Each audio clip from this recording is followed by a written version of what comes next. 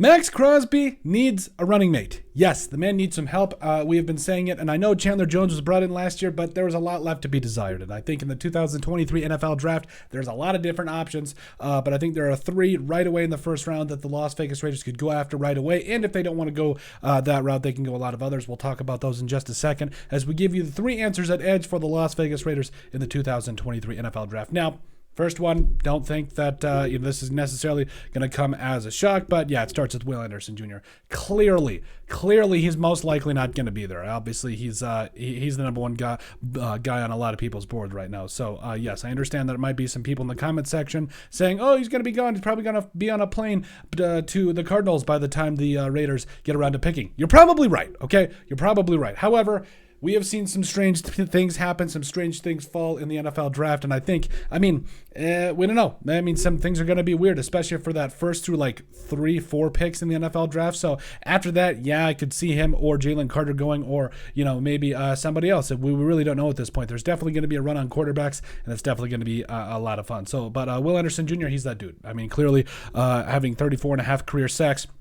And only 3 years at Alabama, yeah, he's that dude. So I had a pick 6 last year as well. Overall, 17 tackles for loss, 10 sacks in his senior, quote-unquote, senior year. Over 100 tackles in his sophomore year there. So he's clearly an absolute stud and finds a way to get it done, absolutely. But yes, you'll see there in his pass rushing snaps, had a total of 9 quarterback hits, 42 hurries, and an 85.8 PFF grade. Listen, it doesn't get any better than him. If he works as hard as he can and it really just comes out to be a shell of the player we know he can be, he's just going to completely transform a defensive line he goes with. But if he goes to the Raiders, holy cow, like him and Maxx Crosby, that defense finally gets a huge stud at 7. I think it would definitely be worth it. Again, most likely going to be gone, but we can dream. But also we can give you guys a background on a guy that also did well against the run as well. He's definitely not just a pass rusher. I still think yes, needs to he's like every other prospect. He's got things he needs to work on, but he's still the number one guy in everybody's mind at this point. Answer at edge number 2, Tyree Wilson, the dude coming up at Texas Tech. Just a physical freak. And quite honestly, I think he could be a guy that you could play on the inside, you could play on the outside, you could probably play him at outside linebacker, get a heavier DN to play in a 3-4 in Patrick Graham's scheme, whatever you want. This guy is a dude, though.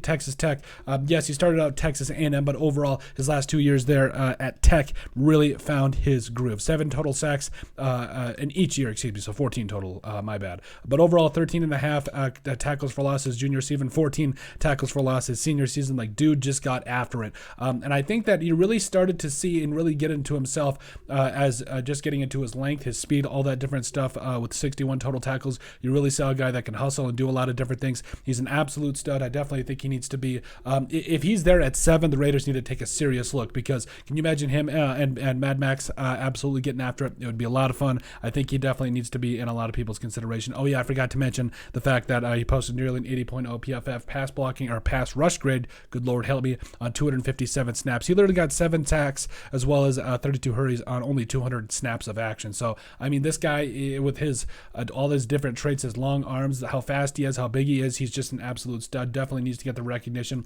and I would not be mad at all if the Raiders did take a flyer on him at number 7 overall. Now, number 3 is Lucas Van Ness. I know at 7 is definitely going to be a little steep, but if the Raiders want to trade down and maybe get a little bit more draft capital, I know what people are already going to say. You don't need to trade down. You've already got all these picks. I understand it, okay? But Lucas Van Ness is probably going to go at 15 if none of the edge rushers, something horrible happened. None of the edge rushers were there, and you didn't like the corners, which I find it hard to believe this is a very deep corner class. Or if you feel like you can get a lot more defensive help by picking up a couple more starters in day 2, and you trade back and get Lucas Van Ness, I think that's a great consolation prize, because if you want to add 5 to 8 full-time starters in this defense, please do, especially in this draft. So at Iowa, he was just that dude. We're talking about a guy back-to-back seasons. Yes, his let's see, so his freshman year, 7 total sacks, 8.5 tackles for loss, 33 total tackles, and then he came back and his junior year and absolutely tore it up again, and had 6 total sacks, 10.5 tackles for loss,